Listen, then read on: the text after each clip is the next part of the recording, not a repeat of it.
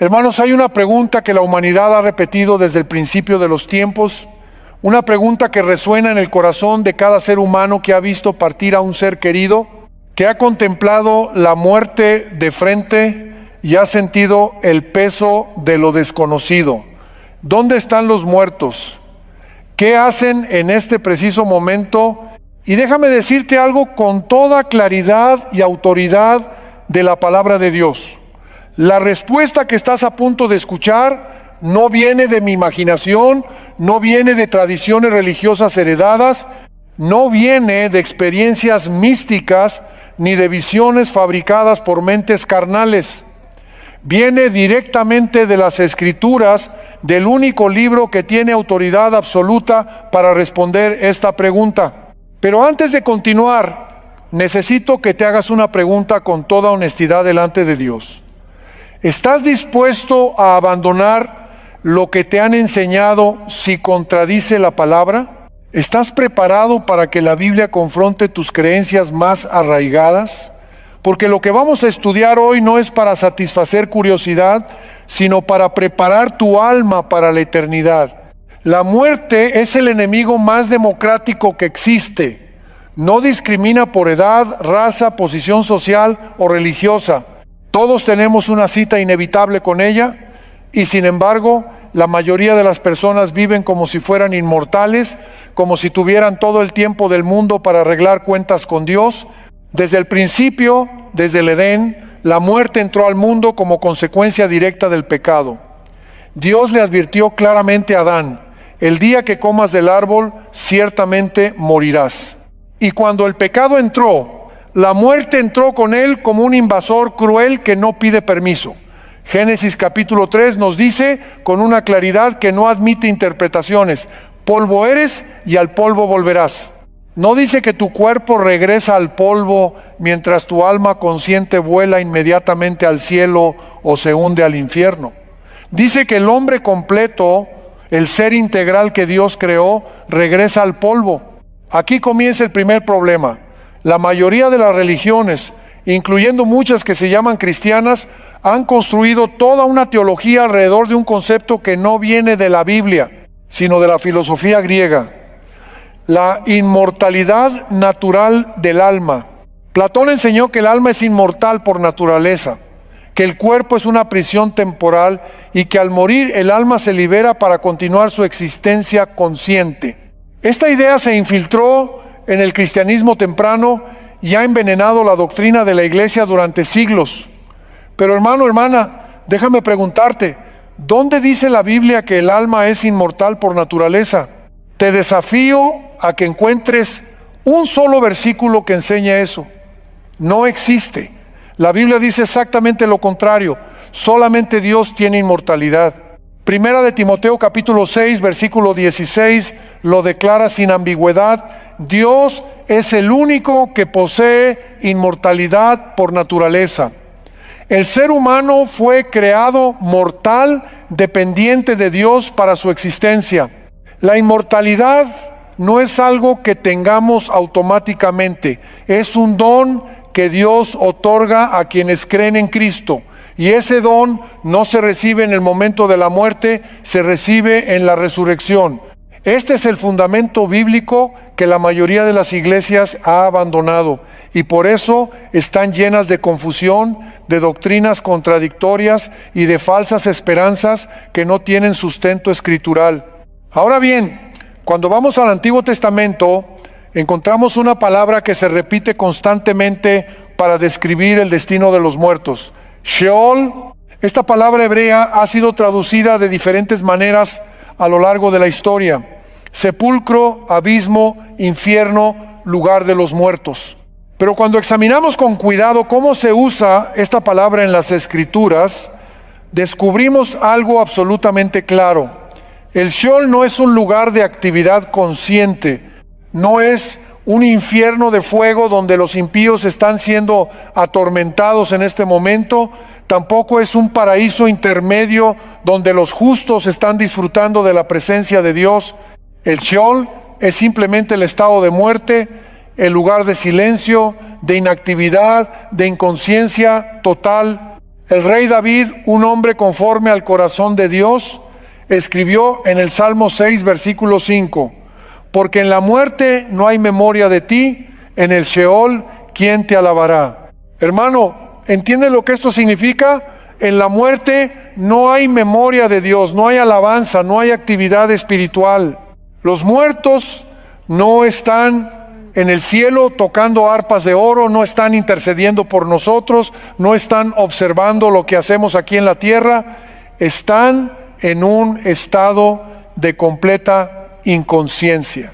Eclesiastés capítulo 9, uno de los libros más realistas y honestos de toda la Biblia, nos dice con una franqueza brutal: los muertos nada saben, no tienen más paga porque su memoria es puesta en olvido. También su amor, su odio y su envidia fenecieron ya, y nunca más tendrán parte en todo lo que se hace debajo del sol. ¿Puede haber algo más claro que esto? Los muertos no saben nada, no sienten, no piensan, no actúan, no participan en nada.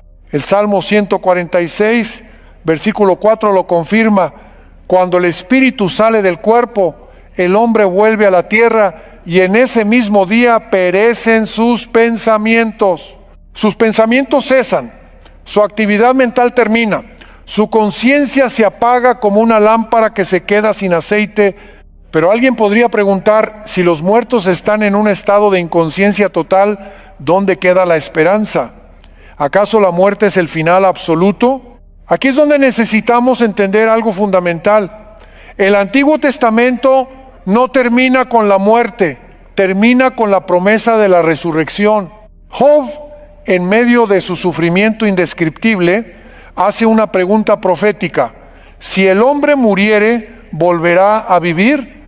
Y él mismo responde con una fe que atraviesa los siglos: todos los días de mi edad esperaré hasta que venga mi liberación. La esperanza de Job no estaba en ir al cielo inmediatamente después de morir, estaba en la resurrección futura. Daniel capítulo 12, versículo 2, nos da una de las declaraciones más claras sobre la resurrección en todo el Antiguo Testamento. Muchos de los que duermen en el polvo de la tierra serán despertados, unos para vida eterna y otros para vergüenza y confusión perpetua. Aquí está la palabra clave: duermen. La muerte es comparada una y otra vez con el sueño. ¿Por qué? Porque el sueño es un estado temporal, inconsciente, del cual se puede despertar. Cuando tú duermes profundamente no tienes conciencia del tiempo que pasa. Puedes dormir 8 horas y cuando despiertas sientes como si hubiera pasado un instante. Así es la muerte para el creyente, un sueño del cual Cristo nos despertará en la resurrección. Esta es la esperanza bíblica, no las fantasías de almas flotando en el cielo o sufriendo en el infierno mientras sus cuerpos están en la tumba. Cuando llegamos al Nuevo Testamento, encontramos que Jesús mismo, el Hijo de Dios encarnado, la palabra viva, confirma exactamente la misma enseñanza. En Juan capítulo 11, cuando Lázaro había muerto, Jesús les dice a sus discípulos: nuestro amigo Lázaro duerme, mas voy para despertarle. Los discípulos, pensando carnalmente como muchos cristianos hoy, respondieron: Señor, si duerme, sanará. Entonces Jesús tuvo que decirles claramente: Lázaro ha muerto. ¿Notas el lenguaje que usa el Señor? Muerte igual a sueño. Y cuando Jesús llegó a la casa de Lázaro y lo llamó de la tumba, ¿qué estaba haciendo Lázaro durante esos 4 días? ¿Estaba en el cielo disfrutando de la presencia del Padre? ¿Estaba en el paraíso conversando con Abraham? No, hermano, estaba muerto, inconsciente, dormido en el sepulcro. Y cuando Jesús lo resucitó, Lázaro no dijo nada sobre haber estado en el cielo. No hay un solo relato de que describiera ángeles, luz celestial o experiencias extracorpóreas. ¿Por qué? Porque había estado dormido sin conciencia, esperando el llamado del Maestro para volver a la vida. Ahora, sé que en este momento muchos están pensando en ciertos pasajes que parecen contradecir lo que estoy enseñando. Vamos a enfrentarlos directamente con la honestidad y claridad que demanda la palabra. Primero, la historia del rico y Lázaro en Lucas capítulo 16. Este relato ha sido usado durante siglos para enseñar que los muertos están conscientes que hay un lugar de tormento inmediato para los impíos y un lugar de consuelo para los justos. Pero necesitamos hacer una pregunta fundamental. ¿Es esta historia una descripción literal del estado de los muertos o es una parábola con un propósito moral y espiritual específico?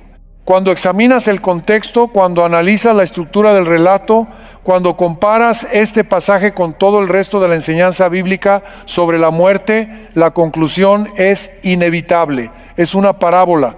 Jesús está usando imágenes y conceptos que eran familiares a sus oyentes para enseñar una lección poderosa sobre la responsabilidad espiritual, sobre las consecuencias de vivir para las riquezas mientras ignoras a Dios y al prójimo. Si tomamos esta parábola literalmente, tendríamos que aceptar que en el cielo hay dedos materiales, que se puede mojar con agua a alguien que está en el infierno, que hay conversaciones entre los que están en el paraíso y los que están en el tormento. Hermano, eso es absurdo. Las parábolas usan lenguaje figurado para enseñar verdades espirituales, no son reportes noticiosos del más allá. El problema es que durante siglos la Iglesia ha tomado esta parábola y ha construido toda una teología del estado intermedio que contradice docenas de otros pasajes claros y literales sobre el tema. Segundo, el ladrón en la cruz. Lucas capítulo 23, versículo 43. De cierto te digo que hoy estarás conmigo en el paraíso.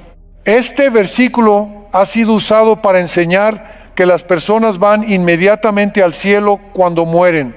Pero aquí hay un detalle crítico que la mayoría ignora. En el griego original del Nuevo Testamento no había signos de puntuación. Los traductores añadieron las comas basándose en su propia interpretación teológica. El texto podría leerse perfectamente: de cierto te digo hoy, estarás conmigo en el paraíso. La diferencia es monumental.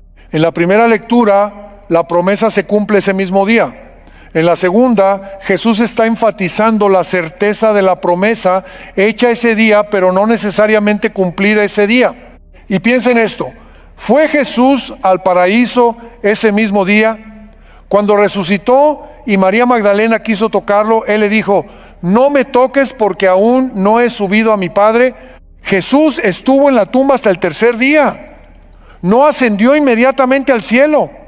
Entonces, ¿cómo pudo el ladrón estar con Él en el paraíso ese mismo día? La interpretación más consistente con el resto de las Escrituras es que Jesús le estaba asegurando al ladrón arrepentido que tendría parte en el reino venidero, en la resurrección de los justos, cuando Cristo regrese en gloria. Pablo, el gran apóstol de los gentiles, el teólogo más profundo del Nuevo Testamento, mantiene consistentemente la enseñanza del sueño de los muertos. En Primera de Tesalonicenses capítulo 4, cuando habla sobre la segunda venida de Cristo, dice: tampoco queremos, hermanos, que ignoréis acerca de los que duermen, para que no os entristezcáis como los otros que no tienen esperanza, porque si creemos que Jesús murió y resucitó, así también traerá Dios con Jesús a los que durmieron en Él. Una y otra vez usa el lenguaje del sueño. Los muertos en Cristo están durmiendo, esperando el día de la resurrección. Filipenses capítulo 1, versículo 23 es otro pasaje que se cita frecuentemente. Tengo deseo de partir y estar con Cristo, lo cual es muchísimo mejor. Algunos dicen: ¿ves? Pablo esperaba ir inmediatamente con Cristo al morir. Pero necesitamos entender que para alguien que muere en estado de inconsciencia no hay percepción del tiempo. El próximo momento consciente después de cerrar los ojos en la muerte será abrir los ojos en la resurrección. Subjetivamente es instantáneo. Pablo sabía que en el momento de despertar en la resurrección estaría con Cristo. No habría una larga espera consciente, porque en la muerte no hay conciencia del tiempo. El apóstol Pablo dedica todo el capítulo 15 de Primera de Corintios, 58 versículos, a defender la doctrina de la resurrección. Y escucha con atención lo que dice: si los muertos no resucitan, entonces tampoco Cristo resucitó. Y si Cristo no resucitó, vuestra fe es vana, aún estáis en vuestros pecados. Entonces también los que durmieron en Cristo perecieron. Si toda nuestra esperanza estuviera en ir al cielo inmediatamente al morir, ¿por qué Pablo dice que sin resurrección los que murieron en Cristo están perdidos? Porque la esperanza cristiana no está en la supervivencia automática del alma, está en la resurrección del cuerpo por el poder de Dios. Cristo es las primicias de los que durmieron. Él resucitó primero, y cuando regrese, resucitará a todos los que son suyos. Esta es la bendita esperanza, no la muerte, sino la resurrección. No el escape del cuerpo, sino la transformación del cuerpo. Seremos cambiados en un momento, en un abrir y cerrar de ojos, a la final trompeta. Este cuerpo corruptible se vestirá de incorrupción. Este cuerpo mortal se vestirá de inmortalidad.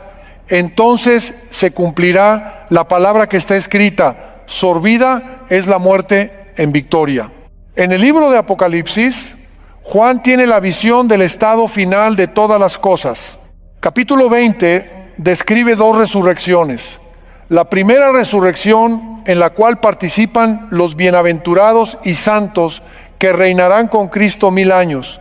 Y una segunda resurrección al final de ese periodo, cuando todos los demás muertos serán levantados para comparecer ante el gran trono blanco del juicio. Aquí está la clave: nadie está en su destino final todavía. Los justos esperan la primera resurrección, los injustos esperan la segunda. Todos están en el sueño de la muerte, inconscientes, sin actividad, sin sufrimiento consciente aún, esperando el día señalado por Dios. El infierno de fuego eterno, el lago de fuego descrito en Apocalipsis, no está funcionando ahora. Es el castigo final que vendrá después de la resurrección y el juicio. La muerte y el Hades serán lanzados al lago de fuego. Esta es la muerte segunda. Ahora necesito confrontar directamente una de las doctrinas más peligrosas y antibíblicas que se han infiltrado en el cristianismo: la comunicación con los muertos. Deuteronomio capítulo 18, versículos 10 al 12, prohíbe categóricamente cualquier intento de consultar a los muertos. No sea hallado en ti quien haga pasar a su hijo o a su hija por el fuego, ni quien practique adivinación, ni agorero, ni sortílego, ni hechicero, ni encantador, ni adivino, ni mago, ni quien consulte a los muertos, porque es abominación para con Jehová cualquiera que hace estas cosas. Isaías capítulo 8, versículo 19 pregunta: ¿no consultará el pueblo a su Dios? ¿Consultará a los muertos por los vivos? Hermanos, si los muertos estuvieran conscientes, si pudieran comunicarse con nosotros, ¿por qué Dios prohibiría tan severamente buscar su consejo? La prohibición solo tiene sentido si entendemos que los muertos no pueden comunicarse, que están inconscientes y que cualquier supuesta comunicación con ellos es en realidad engaño demoníaco. Los espíritus que se manifiestan en sesiones espiritistas, en médiums, en apariciones marianas, no son las almas de los muertos, son demonios que se hacen pasar por ellos para engañar a los vivos. Y en estos últimos días, estas manifestaciones se están multiplicando, preparando el camino para el gran engaño final que vendrá sobre toda la tierra. La confusión sobre el estado de los muertos no es un error teológico menor, es una puerta abierta al espiritismo, al ocultismo, a doctrinas de demonios. Cuando la iglesia enseña que nuestros seres queridos fallecidos están en el cielo, observándonos, orando por nosotros, intercediendo por nosotros, está creando una teología que se parece más al culto católico de los santos que a la enseñanza bíblica. La Biblia es clara: hay un solo mediador entre Dios y los hombres, Jesucristo hombre. No necesitamos la intercesión de María, no necesitamos la intercesión de los santos muertos, no necesitamos rezar por los muertos, ni pedir que los muertos recen por nosotros. Cristo es suficiente. Su mediación es perfecta, completa, final. Y aquí llegamos a otra doctrina que no tiene fundamento bíblico, el purgatorio. La idea de que después de la muerte hay un lugar de purificación temporal donde las almas sufren para limpiar sus pecados antes de entrar al cielo. Esta doctrina surgió siglos después de Cristo, fue desarrollada por la Iglesia Católica Romana y se convirtió en una máquina de hacer dinero a través de la venta de indulgencias. Martín Lutero clavó sus 95 tesis en la puerta de la iglesia de Wittenberg precisamente porque estaba indignado por este tráfico espiritual. La Biblia enseña que la sangre de Cristo limpia de todo pecado. No hay purificación adicional necesaria después de la muerte. O eres salvo por la fe en Cristo y sus pecados son borrados completamente, o estás perdido y enfrentarás el juicio. No hay término medio, no hay purgatorio, no hay segunda oportunidad después de la muerte. Hebreos capítulo 9, versículo 27 lo dice sin rodeos. Está establecido para los hombres que mueran una sola vez y después de esto el juicio. La realidad bíblica es devastadora para muchas creencias religiosas populares, pero es libertadora para quienes aman la verdad. Los muertos están en un estado de completa inconsciencia, durmiendo en el polvo de la tierra, esperando la voz del Hijo de Dios que los llamará de sus tumbas. No están sufriendo en el infierno ahora mismo, pero tampoco están disfrutando del cielo. El destino final de cada ser humano se decide en esta vida, por la respuesta que demos al Evangelio de Jesucristo, pero ese destino no se ejecuta hasta después de la resurrección y el juicio.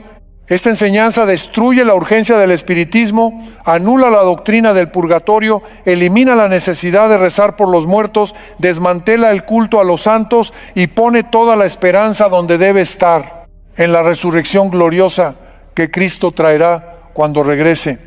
Pero déjame advertirte sobre algo que está sucediendo en estos últimos días.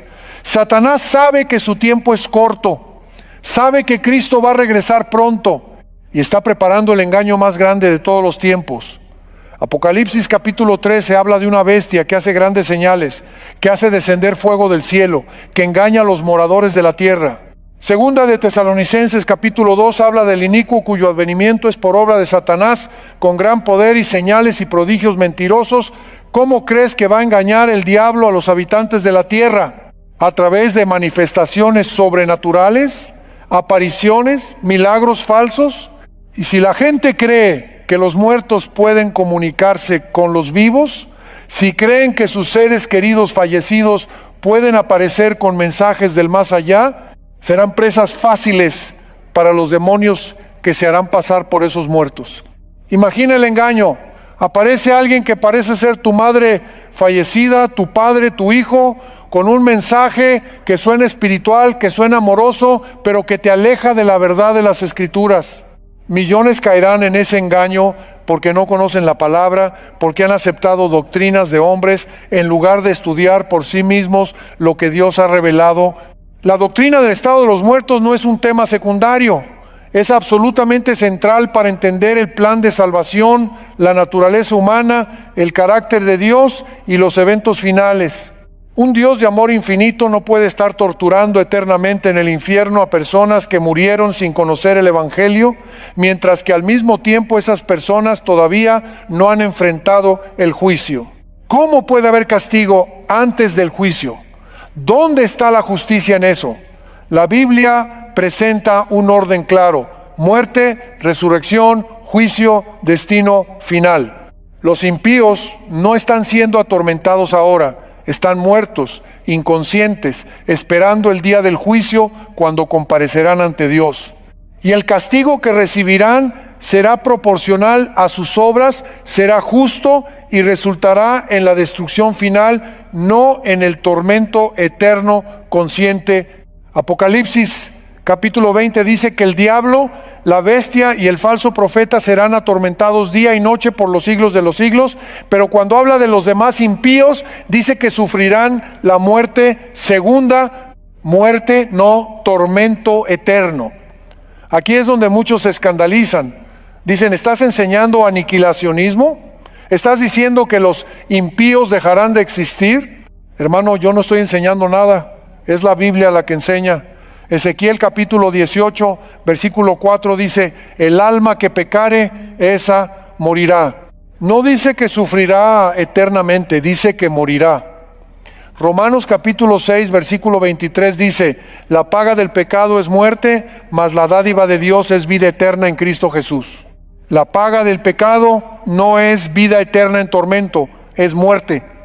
La vida eterna es un don que Dios da solamente a los redimidos. Los perdidos no tienen vida eterna, ni siquiera en el infierno. Serán destruidos, consumidos, aniquilados. Malaquías capítulo 4 describe el día final. He aquí viene el día ardiente como un horno, y todos los soberbios y todos los que hacen maldad serán estopa. Aquel día que vendrá los abrazará, ha dicho Jehová de los ejércitos, y no les dejará ni raíz ni rama, completa destrucción. Necesito que entiendas algo fundamental. Dios no es un torturador sádico que mantiene a sus criaturas sufriendo por toda la eternidad sin posibilidad de redención ni de escape. Esa imagen de Dios viene de la imaginación retorcida de teólogos medievales, no de las Escrituras. Dios es justo, absolutamente justo. El castigo será proporcional al pecado. Habrá diferencias en el castigo según las obras de cada uno. Algunos recibirán muchos azotes, otros pocos, pero el final será el mismo. La muerte segunda, la extinción total de la existencia. Y después de eso, después de que el pecado y los pecadores hayan sido destruidos, después de que la muerte y el Hades hayan sido lanzados al lago de fuego, entonces Dios creará cielos nuevos y tierra nueva, donde mora la justicia. Ya no habrá más muerte, ni llanto, ni clamor, ni dolor, porque las primeras cosas pasaron. Dios enjugará toda lágrima de los ojos de sus redimidos. La historia del pecado habrá terminado para siempre y el universo entero será restaurado a su condición original de perfecta armonía, paz y gozo en la presencia de Dios. ¿Entiendes ahora por qué esta doctrina es tan importante? Porque afecta tu comprensión de quién es Dios, de cómo funciona la salvación, de cuál es tu esperanza real como creyente. Tu esperanza no es morir e ir al cielo. Tu esperanza es que Cristo regrese, te resucite con un cuerpo glorificado, transformado, incorruptible, y vivas con Él para siempre en la tierra renovada. El plan de Dios no es evacuarte al cielo y dejar que la tierra sea destruida. El plan de Dios es renovar todas las cosas, restaurar su creación, establecer su reino aquí. Los mansos heredarán la tierra, dijo Jesús. No heredarán un lugar etéreo en las nubes, heredarán esta tierra purificada, glorificada, libre de pecado y muerte.